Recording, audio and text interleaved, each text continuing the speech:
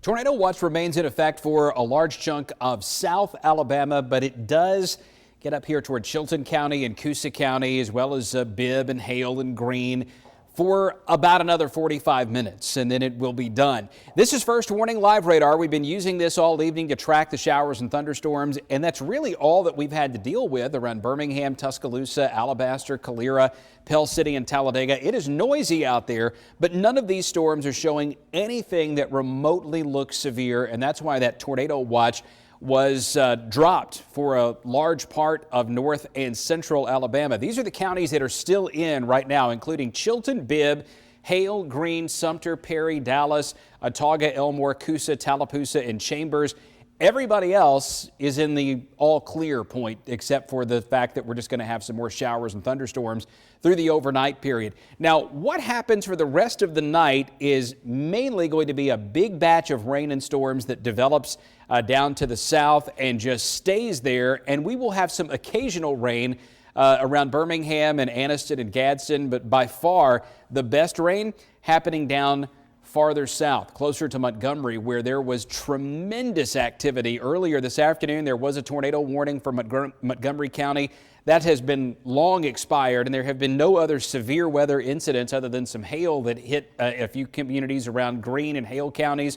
But look at this. There are some places in Autauga County that have nearly 6 inches of rain tonight. The Montgomery area has close to 4 inches of rain. This is that band of potential flooding that we thought was going to set up around here. It's just a little farther south than what a lot of those forecast models suggested that it would be. Now, what about all the storms that have happened over to our west tonight? A number of severe storms have hit Mississippi.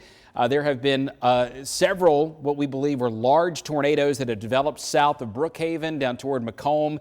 Bude, Mississippi was hit very hard earlier, and there are still some severe storms there, but the overall risk level not quite what it was earlier when all that was going on. Matter of fact, the Storm Prediction Center has changed that outlook somewhat, and you can see where the lightning is occurring. The enhanced risk is now to the south. Look at South Mississippi and over the south part of central Alabama, and I would even suggest that this should probably be trimmed back even farther down toward U.S. Highway 80 in the central part of the state. Demopolis, Selma, Montgomery, south of there will still be a risk of some severe storms through the overnight period. So now that you've got a view of the radar, let's look at what's going on for the rest of tonight using the future track, and we'll take this through early tomorrow morning.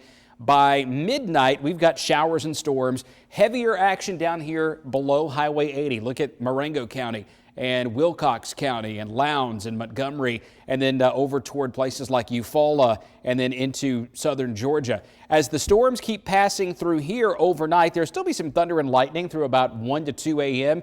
and still some showers even through early tomorrow morning.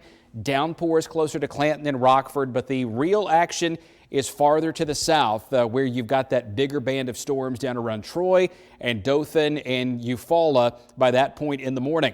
Now, beyond this, there will still be some thunderstorms in the forecast in the next 7 days, but there's not a lot more truly impactful weather ahead for us. Some early morning showers on Thursday, 74 for a high on Friday with some showers possible late, and then it's spotty, hit or miss, maybe a few isolated storms around on Mother's Day, but it's just hit